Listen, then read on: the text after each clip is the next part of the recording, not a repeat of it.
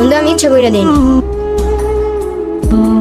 Sir আসসালামু আলাইকুম। ওয়ালাইকুম আসসালাম। কেমন আছেন আপনারা? ভালো আছি, আপনি কেমন আছেন? ভালো আছেন? আলহামদুলিল্লাহ, আমিও ভালো আছি। তোমাদের জন্য সরকারিভাবে উপবৃত্তির আবেদনের একটা ফর্ম আসছে।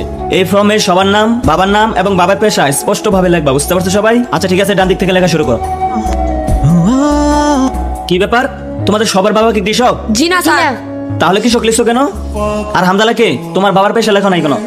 স্যার আমার তো বাবা নাই, কাকা কাঠমিস্ত্রি। আর আমি যদি কৃষক লিখি তাইলে তো মিথ্যা হয়ে যাবে। হ্যাঁ, তুমি সুন্দর কথা বলছো। তোমরা সবাই হামদালার কাছ থেকে শিক্ষা নাও। সেও চাইলে মিথ্যা লিখতে পারতো, কিন্তু লিখে নাই। সামান্য কিছু উপবৃত্তির টাকার জন্য তোমরা তোমাদের বাবার পরিচয় লুকাইছো। এটা কি ঠিক হয়েছে?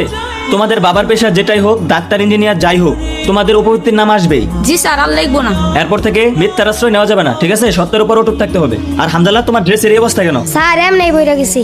আচ্ছা, কালকে থেকে ড্রেস আর পরে আসবে না, ঠিক আছে? আচ্ছা ঠিক আছে।